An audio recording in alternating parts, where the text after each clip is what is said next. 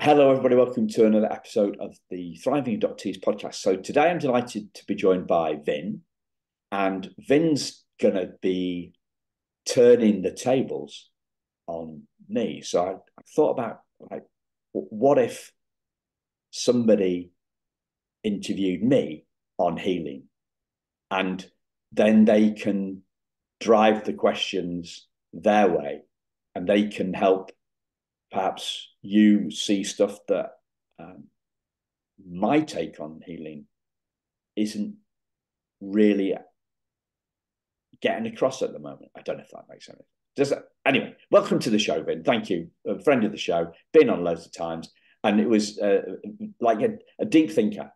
So I thought, be a great guy to interview me on this and kick it off. Thank you. Thank you very much for having me on again and being able to turn the tables. I think it's going to be a really interesting conversation because healing is definitely one of the most important things I think humans can do as a race. And when it comes to healing certain parts of the body and mind, that's a huge thing to focus on. And so I suppose my first question to you is, what is healing? Yeah.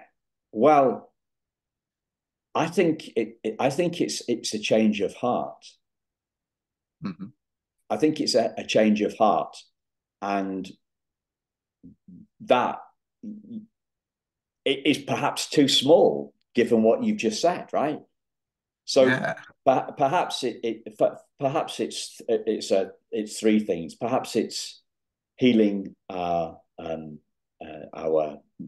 body in some respects. It's it's healing our mind, and it's healing our heart. So maybe there's three aspects Yeah. to healing. And I think we, in a conversation about being an adoptee, we'd be kind of concentrating on mind and heart, and yet, we would be. Everybody talks about the body keeping the score, so maybe our body is a sign to us when we have an adverse reaction to something that happens in our world, and we just feel it in our body. It's actually making us aware of a subconscious thought. So we're not leaving our body out of the conversation. But yeah, healing, I would be so a change of heart, Mhm. a change of mind, and and a change within our in our body. When we're less triggered. So Mhm. sometimes I get a feeling in the pit of my stomach. Yeah. Sometimes I get um, a tingle in my spine. Mhm. So a holistic view of healing would be mine, looking at a change of heart, a change of mind, how Mhm. we see ourselves, for example, and a change of in our body when we feel less triggers. Mhm. So when you say that, so what is your process of healing? So when you've gone through something traumatic, how do you know that you're entering the stage of the healing part after a certain amount of time of that traumatic event? How do you How know? do I know? Well, I often only know in hindsight. Mhm. I only know in hindsight. So when we're in the moment. Uh, so so recently, I have I did some therapy before Christmas, and in perhaps the third session, the therapist, a lady called Rachel, said, that she might not be able to work with me any longer. She set some ground rules, and it sounded like she was backing away from me. And I felt that. I felt it in my body that she was backing away from me. Then probably a month or so later, I got a text from her saying that she could no longer continue our sessions. And I didn't feel the dread in my stomach. So a threat to stop working with me triggered me. But then when she actually did ditch me, yeah, when she did, she sent me a text message saying that she couldn't hear me. It didn't upset me anymore. So, and so I had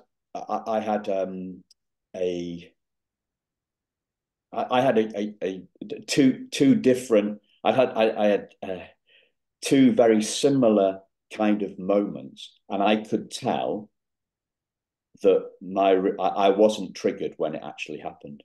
So I saw that as a benchmark.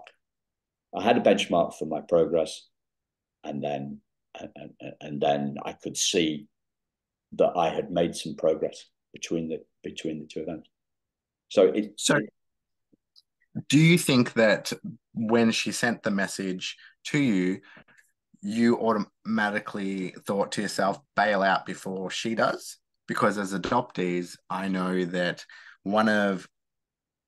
a very common issue with adoptees is abandonment issues. And when I've spoken to a lot of adoptees, every single adoptee that I've spoken to and connected to with has abandonment issues. And one of the common things about that is when someone says that they're going to leave or they're going to show signs that they're leaving, normally you bail out first. So you're not left. You're not the one that's abandoned. So do you think that that's what you did when you finally got that final text to say, hey, sorry, can't work with you anymore? No, because she abandoned me first and I stayed with it. Oh, right, okay. So I would have stayed with it. So when she first told me that she was thinking about, she was laying down some ground rules or thinking about not working with me anymore, I didn't get my defense in first. I didn't leave her first. No. And I can see that I have done that in the past, actually, perhaps with girlfriends and actually with friends. I can think of a really silly example. I had a friend of mine lodging with me. This is like 30 odd years ago, and his girlfriend's father had a massive business wholesaling booze, right? And he had some beers in the fridge, and I took them because I needed something to go to. And I was going to a party and I didn't have any booze. When I got back, which I shouldn't have done, right? When I got back, there was a note from him saying, what are you doing taking my booze? And I sent one back saying, and I wrote underneath, well, if that's the way you feel, because he was living with me essentially rent free, like £15 a week. Said, if that's the way you think about it, perhaps you better find somewhere to live. So, I pushed it. I can see me pushing him away on the thing. I can think, have I done that with girlfriends? Yeah, I've done that with girlfriends. I've run away first. I've detached first, sensing them about. I've broken up first, sensing them to break up. But I've been with my now wife for 30 odd years, so I haven't got a lot of recent memories of those kind of things. well, not in practical. I have felt on a couple of occasions that I need to get out because my wife doesn't understand me, but I've never gone through with it. Mm-hmm. I've had those moments. I can think of one maybe 12 years ago in the middle of the night. I can think of one closer, thinking she doesn't understand me. She doesn't understand me. Maybe I should get rid. But these are just kind of midnight thoughts and that. So how important is it for you to have people understand you? Because I know for me, it makes a world of difference when people understand me, and I get frustrated when people don't understand me or aren't sure where I'm coming from and don't ask me either. So like how important for you that is on your journey of healing. Because sometimes when you're trying to heal, people don't respect that and they don't understand your journey to healing and what that looks like. So do you find yourself, I suppose, explaining yourself a lot to people?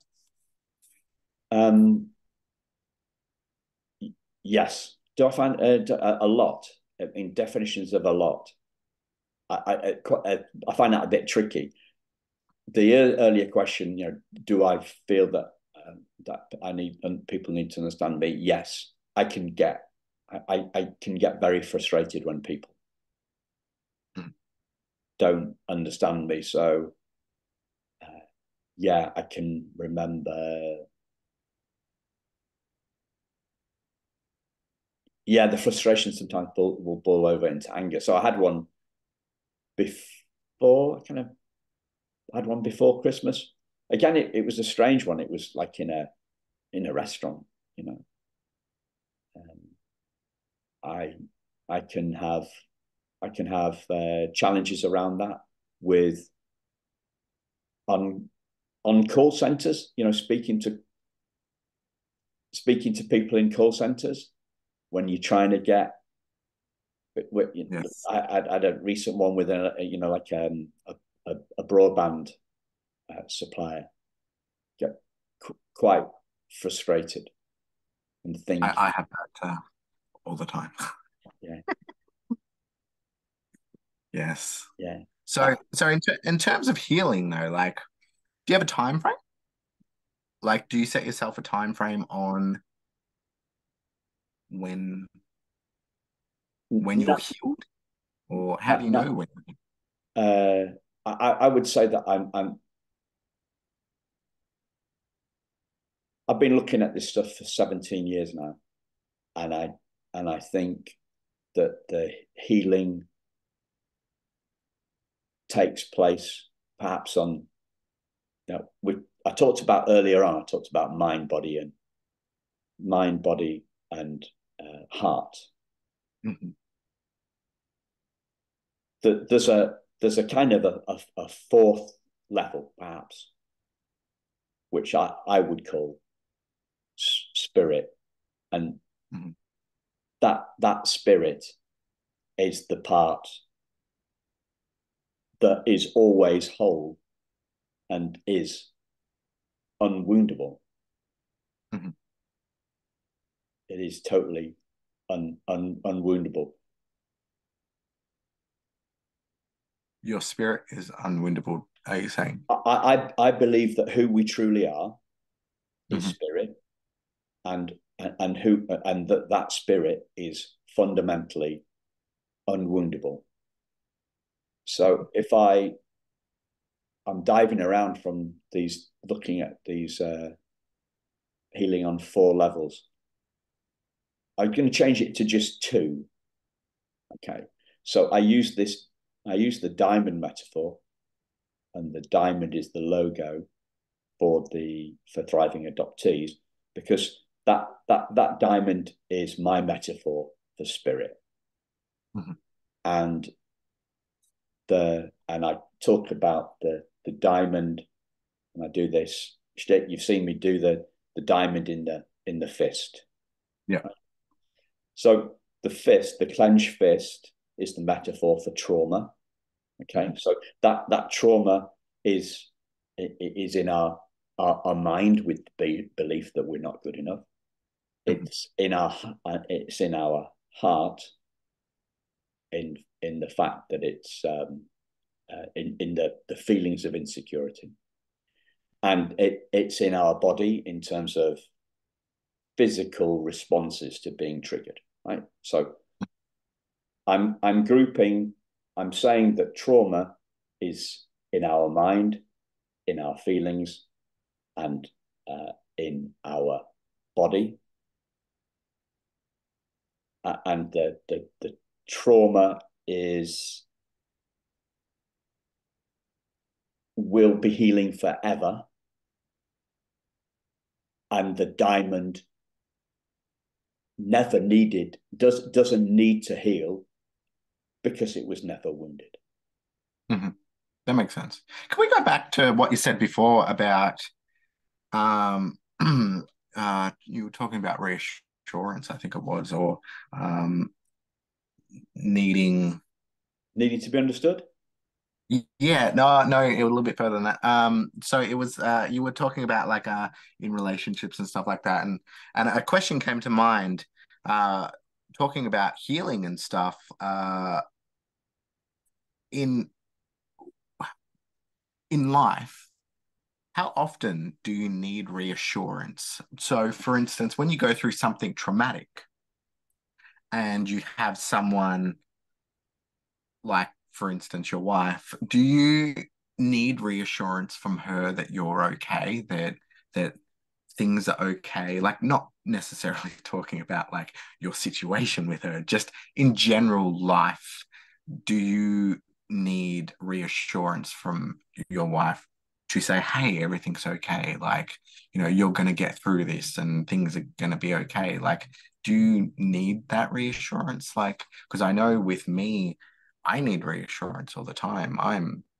I, I can get very, don't really know what the word is, but I need that reassurance because I feel like I'm not good enough. I feel like I'm worthless. I feel all of those shit feelings, and I constantly, not constantly, but very often need that reassurance of, hey, it's going to be okay. I'm not going to go anywhere. you know, so does that resonate with you at all? I wouldn't say that I go looking outside for reassurance. However, when it happens, there's a relief.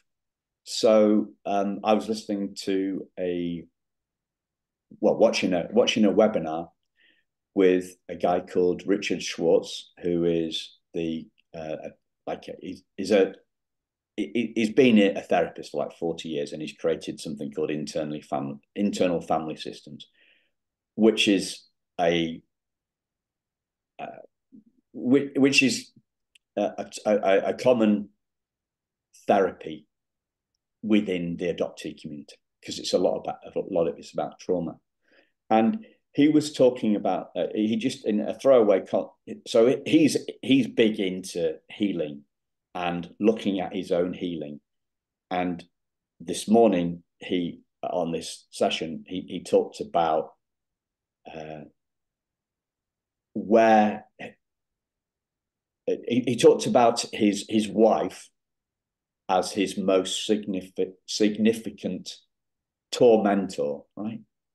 And he splits, he puts a hyphen between the word tor and mentor. Yeah. Interesting.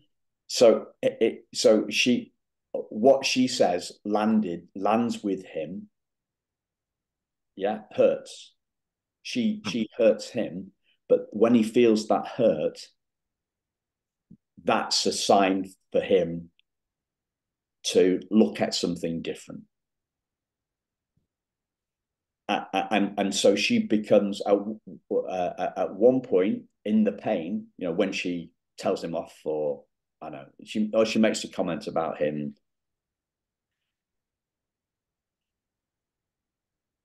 doing something that irritates her or something. She is a tormentor, but she actually fulfills one minute she's a tormentor, but the next minute she's a mentor, because she's making him aware of an area where he's still got to heal. Mm-hmm. So, okay. and that, and so that was interesting for me. That was interesting for me, because he's basically saying his wife is helping him heal. Mm-hmm. Mm-hmm. And I feel the same. So it was reassuring. Him saying that reassured me about me and my wife. Yeah, yeah, that makes sense. But I don't go looking for I don't go looking for reassurance. But when I hear something that mirrors my experience or my opinion or my understanding, there is a relief there. Yeah. And I suppose clarify, like when I say looking for reassurance, it's looking for reassurance, like say with your wife or say with a partner or something, not outside reassurance or something like that. It's, you know. Yeah, But I don't expect my wife to reassure me. I wish that I get to that state and age very soon. Well, yeah, it still gets me. Yeah, yeah. She still gets me. She makes me aware of stuff that I would like to change within myself. Mm-hmm. Yeah. That's good, and that's really important. I think it's really important that partners and wives and husbands challenge each other and give each other something to actually work towards. And yeah, Yeah, I think for me the biggest shift on this was, and it's learning that it keeps on repeating itself, is to take the statement as a pointer for improvement rather than a criticism. So look at it. I talk about. I heard this in business. I heard this in a business sense ages ago. Feed forward rather than feedback. So feedback is a commentary of something that you've done wrong in the past. Feed forward is a suggestion about what you might like to do better in the future. yeah, yeah. So we're looking to grow, looking to growth. We're looking. I'm Yes. what I used to think of criticism now becomes a pointer, a growth pointer.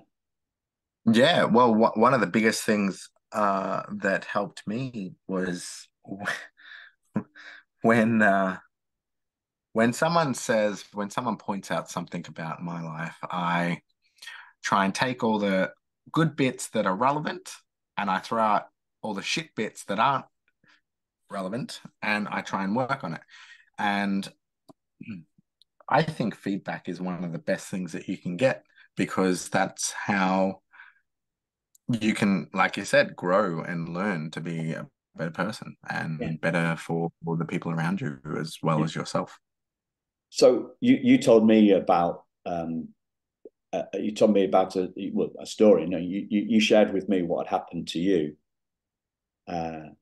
and when some people came for you, a lot of people came for you online, and your initial response was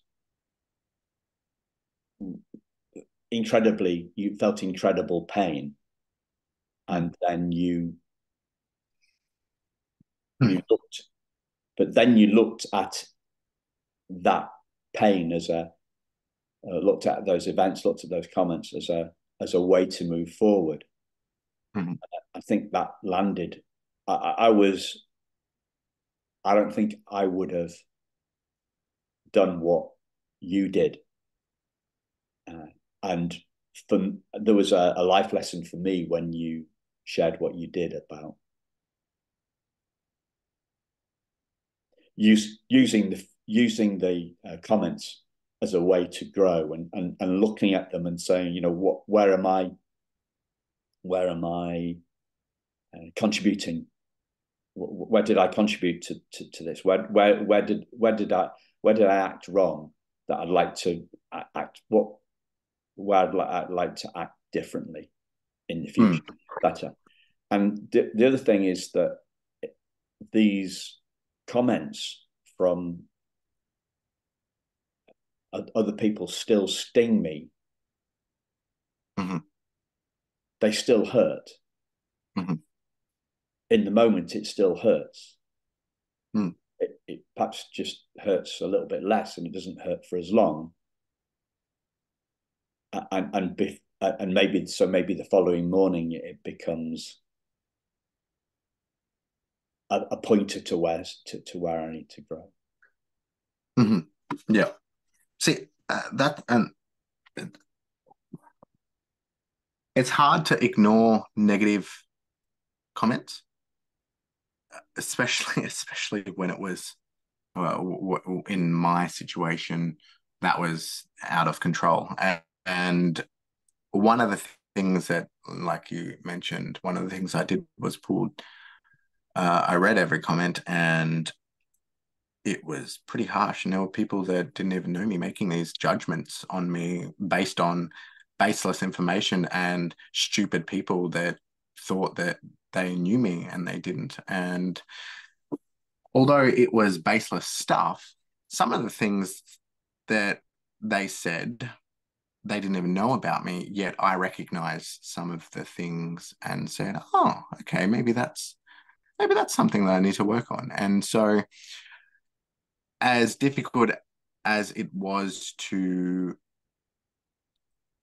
read negative things about you and learn from them, I think in life there's that saying, we learn from the negatives and turn it into a positive. And I think that's really important because, you know, I'm pretty sure I've said this in other chats with you, is that every single thing in life has a balance. You have to have a yin yang with everything. No matter how bad it is, you will always find some good, even if it's months later, and vice versa. There will always be some bad in good. Yeah.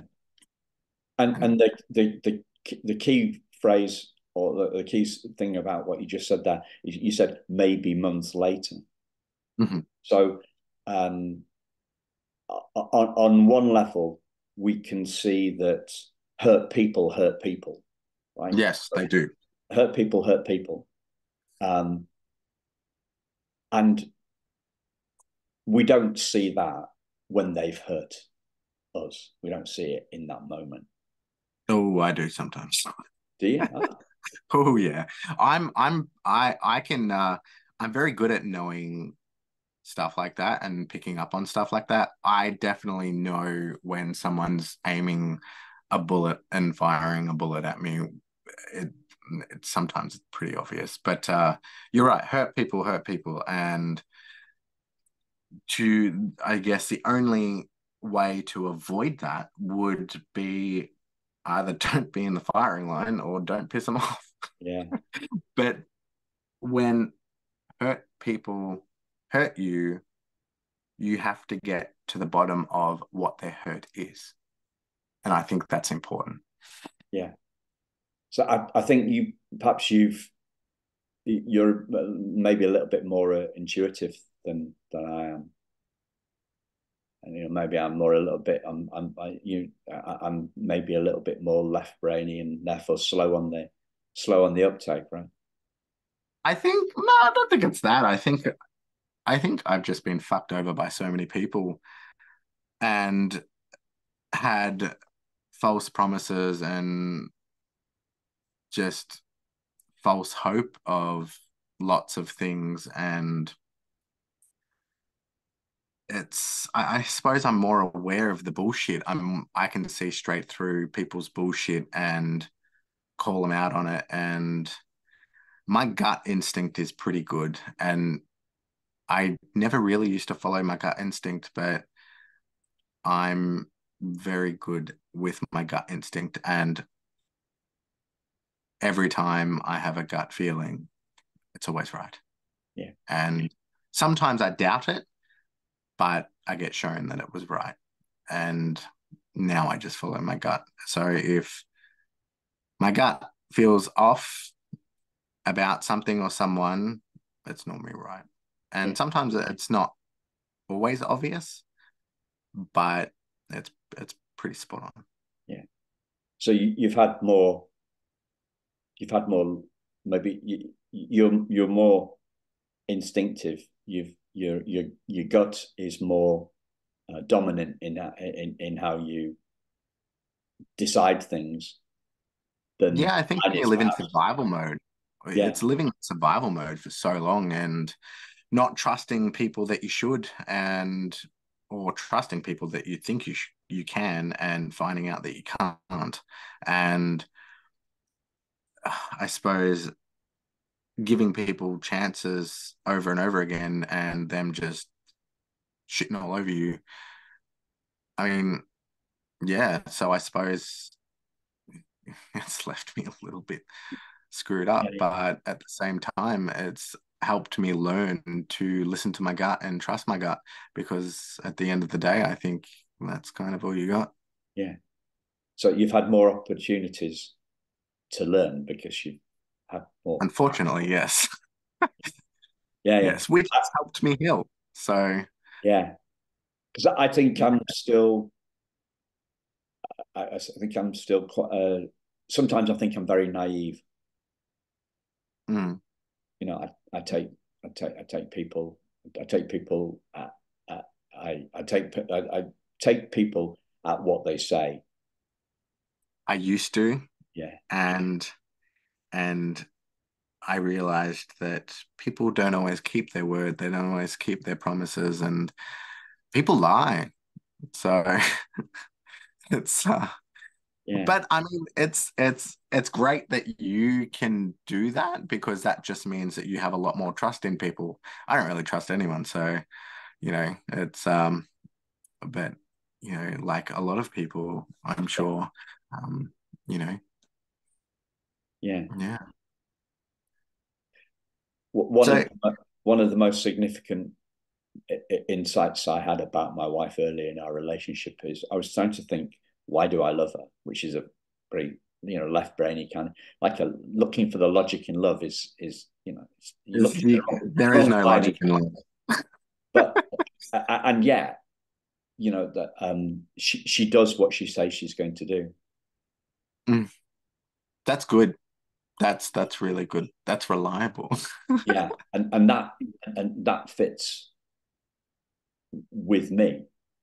Mhm. So even on a trivial thing like last week, we were doing a recording, and uh, I was 15 minutes late to the Zoom because the dog was misbehaving, or one of the dogs was misbehaving and wouldn't come back. And it struck me that was the first time I've ever been that late Yeah. for a Zoom. In how many Zooms have I done with adoptees? Like 800, 1,000, 420 odd episodes. So but we have pre-interview chats. So yeah, but that's what's important. It's important to me that I do what I'm saying I'm going to do when I say I'm going to do it. Mhm.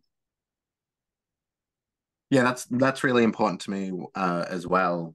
If I say I'm going to do something, I do it because that's your word, right? That's Yeah, if you yeah.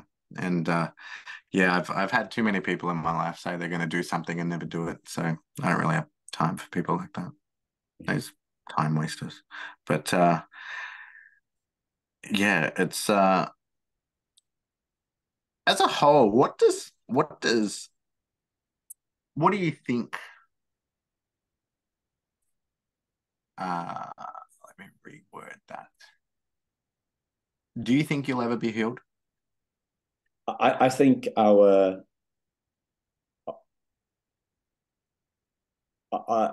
think the essence of who we truly are is already whole, and that I will be healing the rest forever. Mm-hmm. So it's a dichotomy. It's both and. It's both and. Yeah. So I am. My essence is whole. We are. I am. You are. We are. All of us are fundamentally unwoundable from when we're defining identity as spirit or consciousness, and we will always be healing in terms of our hearts, our heads, and our bodies. I think that it's like learning. You will learn as long as you are alive. Yeah. And you'll. Yes. And the two things go hand in hand, because healing is learning. Yes. I've never seen that before. I've never seen it quite as straightforwardly as that. Mm-hmm. And my realization that healing is on two levels, probably about 6 months or so ago, was huge for me, because before I was confused. Right? Mm-hmm. Well, not confused.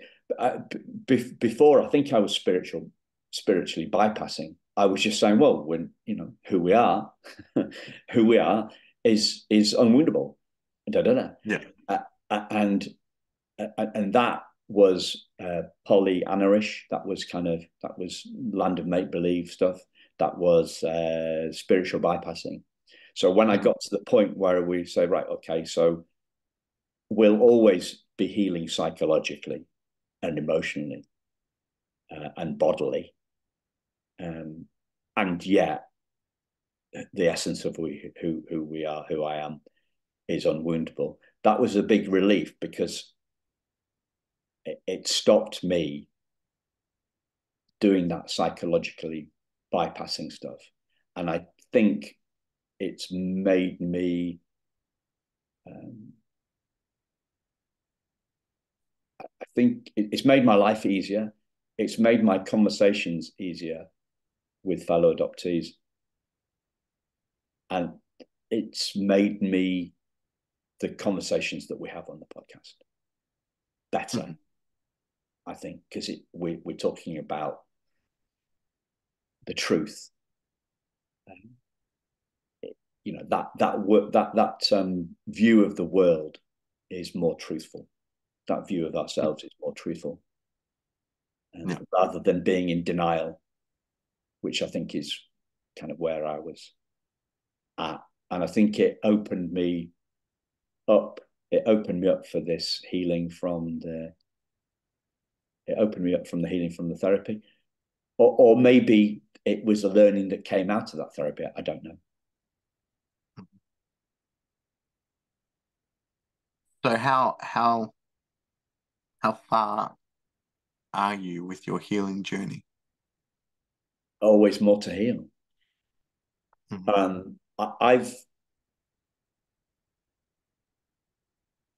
At one point I kind of likened the healing curve. Sorry, yeah, I likened healing to a learning curve. Now, but I don't think it's like that. I think it's more like a step. It's more like a series of step changes. It's more like a staircase than it is like a curve, mm-hmm.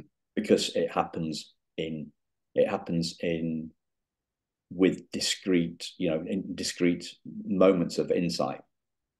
So, for example, you choosing to look at the comments from the people that were attacking you, and look for scope for growth, truth, and reasons to grow. I think that was a big, that was listening to that insight. I got an insight that prompted insight within me, and the big one around this time or so last year from you is, when you said that I should, that I was getting my quality of the podcast conversations confused with the quantity of people downloading. That was a huge one for me, because before I'd been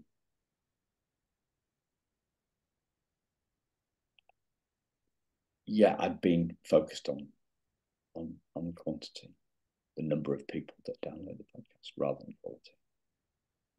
And I only thought I was slightly frustrated, but it wasn't a slight frustration at all. I kind of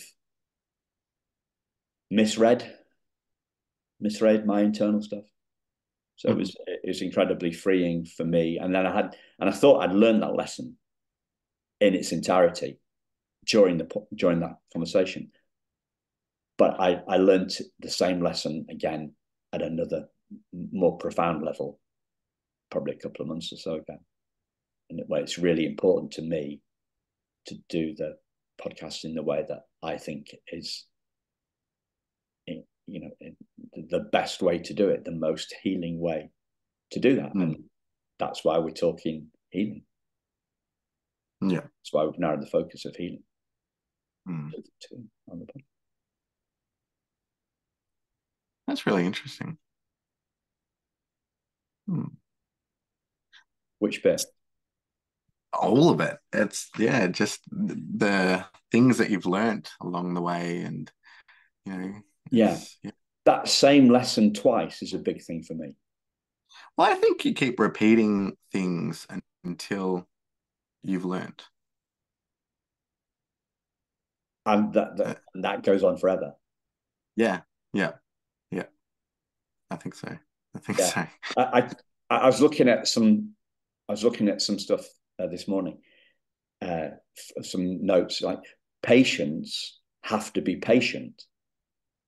You know what I mean? Like we're watching Yes. we're watching ER at the moment, and sometimes those people are lying in. We're on series 10 and we're right back to the start. So those people, they say, oh, they've been out in the gurney in the corridor for 12 hours, right? The patience, it's a strange word, isn't it? Like patient, as in a noun, in an ER, and patient as in the adjective of about not being impatient.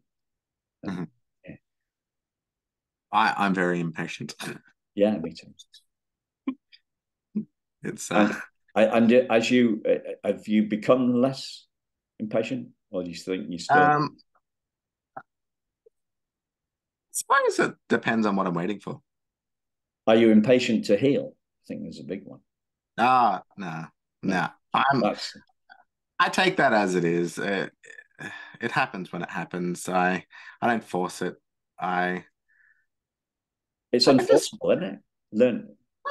No, not really. Depends, I suppose. I think it depends on what you want to heal. I think I want to heal certain aspects of my life quicker than others. Some traumas I want to face now rather than later. So it depends on, what traumas and what situation, because certain things affect me differently. So if I'm going to be faced with something, say in a relationship sense, well, I would work on the relationship part first and try and deal with that as quick as I can, but as thoroughly as I can and as true as I could. But it also depends on the other person as well, because how you act with them is how you have to watch their reaction, but you also have to react in the right way as well, because you can't react with trauma. Otherwise, you haven't learned anything. No.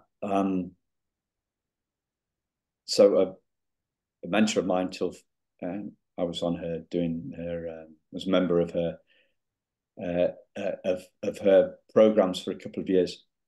I've just dipped out of it.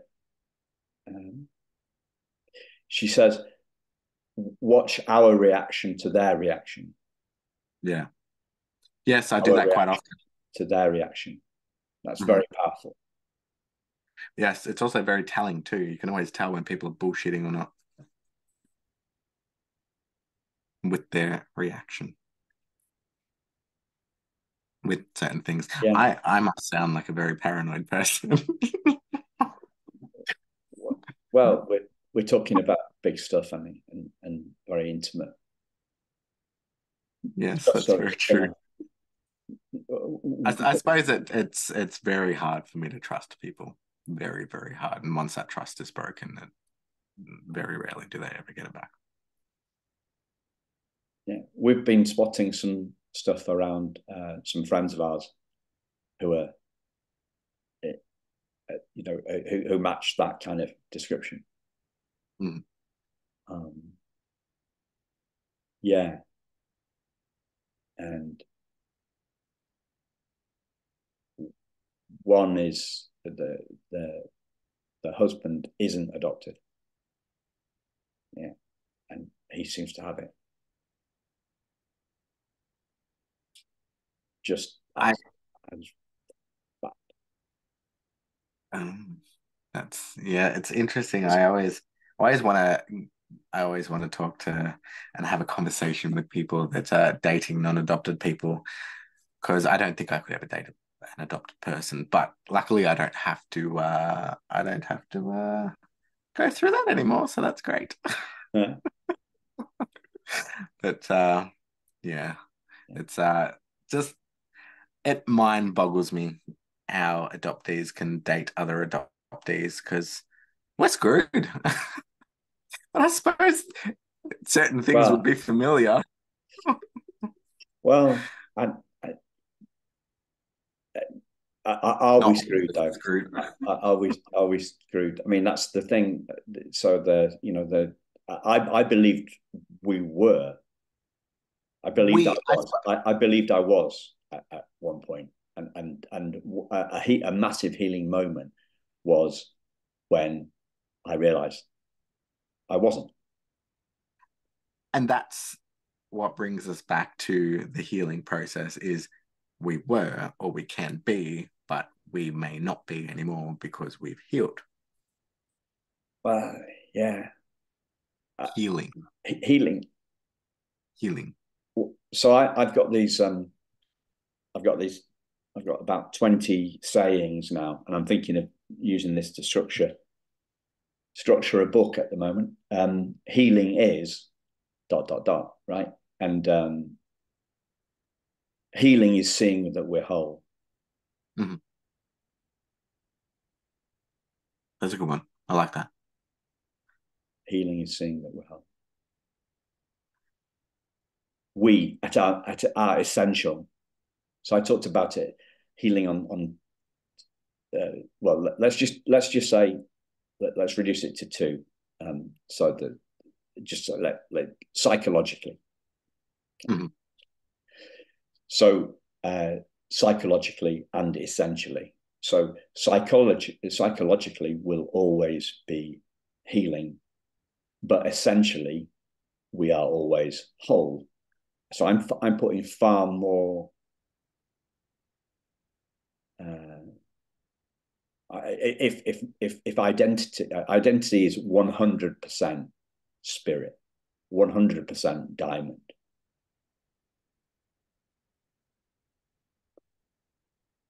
And Interesting. yeah, 100%. Hmm. Feelings come and go. Diamonds are forever. That's a very good saying. I like that. Yeah.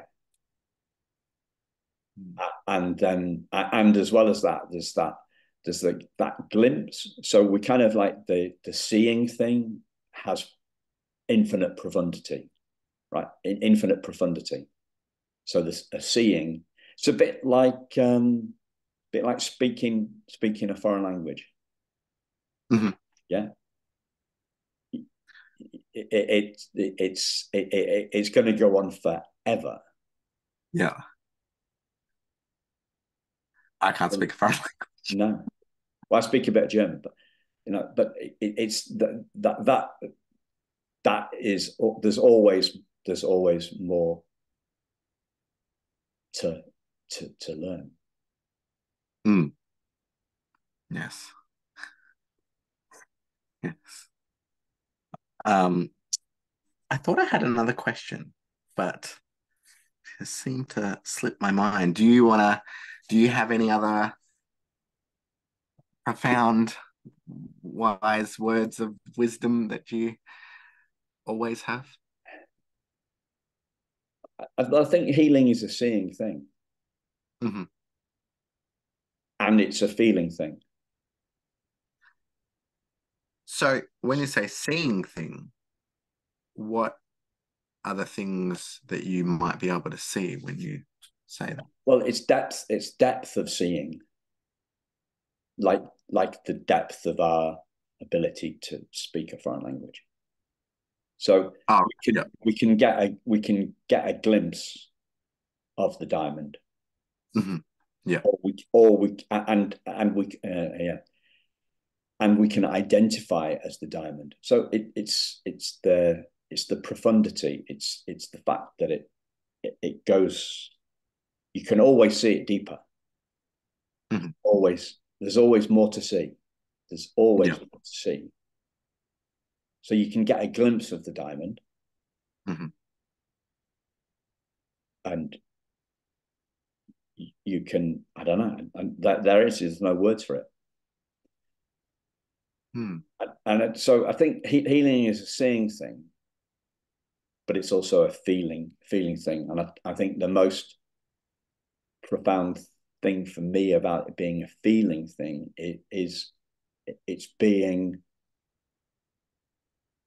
less worried about my emotions. Yeah. So in Yeah. the same way, we can see a kid. Yeah, you see a kid, right, having a complete meltdown because. So I talk a lot about this because I see them at the swimming pool. So you can see a kid having a complete and utter meltdown about the fact that he's got some soap in his eyes while he's having a shower with his dad Mm-hmm. after swimming. Right? To have a complete meltdown, complete and utter meltdown, and then it's gone. They don't say they feel their feelings, and they don't judge their feelings, and the feelings don't last as long. They don't stay attached to their feelings. They don't have the kind of what's the word, post mortem. Like I'm post morteming my feelings all the time. I'm judging myself on the feelings. I'm saying, well, Simon, you know that you're a diamond, so why are you bothered about that bloke saying what he said? Or do you mean, like, so we post more. I think I post mortem my feelings, and kids don't do that. And I know that I shouldn't post mortem my feelings, and yet I still do it, and then I'll beat myself up for post mortem feelings. Mm. So I think it's about healing is a seeing thing, seeing our perfection, seeing that we are unwoundable, and it's a feeling thing. Uh, it's a feeling thing, and um, and it's a lot for me about my feelings about my feelings. So it's grace. Yeah. It's Yeah. grace for my having grace for my feelings rather than judging myself for feeling SH1T. Mm. That's really interesting. Mm. Yeah, that's So I can kind of talk about worrying about worrying. yeah. Well, yes, yes, I worry about worrying all the time. Yeah, yeah. I think that's a natural human thing, though, that we do is worry about worrying. It's I'd say it's a human thing, yeah. Mm, Especially if we grew up in these emotive phobic culture. What's wrong with you? There's nothing wrong with mm, me. No. yeah. And also I think that there's that for me. There's that point about where we're blaming stuff that is that stuff that is human Mm, on being adopted, and yeah. that kind of for me that locks me in Mm. because I can't be unadopted, right? No, that's right. That's right.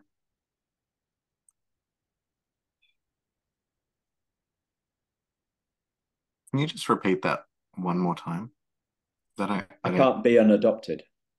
So The bit before that, yeah. we we blame stuff that is human Hmm. on being adopted. I used to say this a couple of years ago. We pin the tail on the wrong donkey. Yeah. So we pin the tail on the being adopted donkey when we should Hmm. be pinning the tail on the being human. Mm. And for me, why that matters is because we can't be. It's very disempowering. I've felt very disempowered when I've done that Yeah. because I can't be unadopted. No, right. That's it. Sorry. Now that makes sense. Yes. No, that makes sense. Yes. No, I was just a bit confused with what you said, but Yeah, yeah, no, that and makes and sense. the meaning making machine. So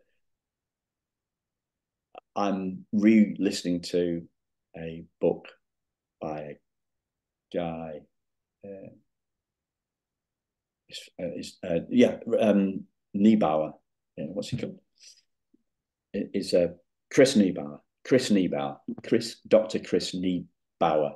Um, and I'll put the link in the notes. It's called No Self, No Problem. Our left brain, which is our makes meaning, and what I mean is it assigns causation. It blames things. Mhm. The left brain blames stuff, and our left brain it detects patterns. Yeah. So like up and impending rejection Mhm. for us or something, Yeah. and it makes everything about adoption, I think, Mhm. and that left brain is uh, it's developed. It doesn't it doesn't exist when we're born, Mm. so it's learned. So it's a Mhm. learned. The meaning maker, the meaning Mhm. maker blames adoption, or my meaning maker has blamed adoption when it is human, when it's a human issue, not an adoption. So when it's a human issue, you blame adoption. Yeah, or despite the fact it being a human issue, I blame Why? adoption. That's why. Why? Why? Why is that? Is that because it can or is an answer straight away? Or Yes, I think so. Yeah, mm, and it's also because we we get other adoptees tell us that, other people mm, tell us that. It's called confirmation bias in psychological terms. What the seer sees, what the thinker thinks, the prover proves. It's a self-fulfilling, self-reinforcing loop.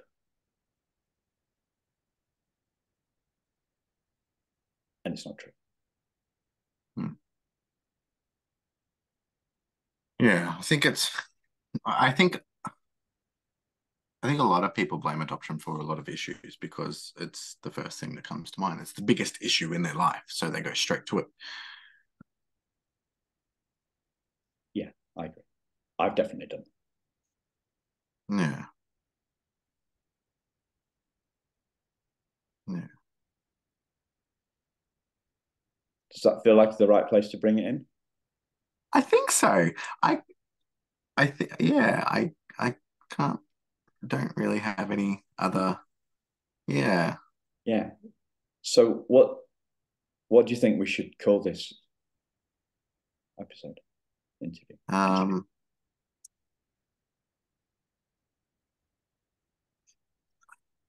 I don't know. Don't know. Okay, we'll have a think about it. Yeah. And is the what's the most uh, what's the most significant thing, if any, that you've that's landed, or the bit that you're going to think about more, It. or none of Um the Probably nothing's the part about what you said with uh, what was it? Oh, there's so much that you said that I that comes to mind. Um, it's okay. there's too much. I can't pinpoint because there's a lot of things. There was really good points. Maybe like I don't know. Well, the hurt people. That stands out really big for me because that has a lot to do with healing. Yeah, I Mm, think hurt people, and hurt people.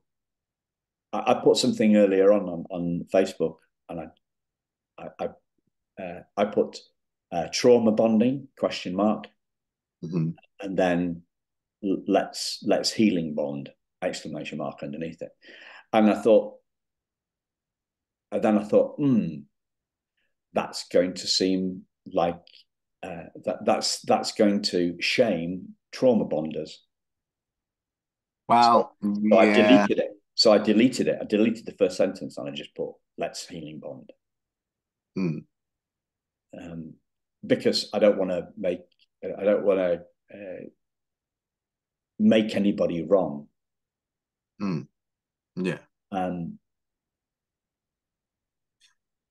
and Well, I think my kind of fundamentally unwoundable thing sometimes makes people wrong. I think that's the big idea about being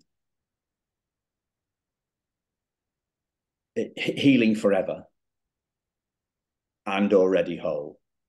I think that's the biggest thing I got last year. The biggest thing I got mm, last year. And the biggest thing I've one of the biggest things I got from our conversation today is lifelong learning, lifelong healing. You know, mm, and learning is healing. Healing is learning. yeah. Yeah, it really is. Yeah. Yeah. Cool. Thanks, Vin. Thanks, listeners. Thank We'll speak to you very soon. Take care. Bye bye.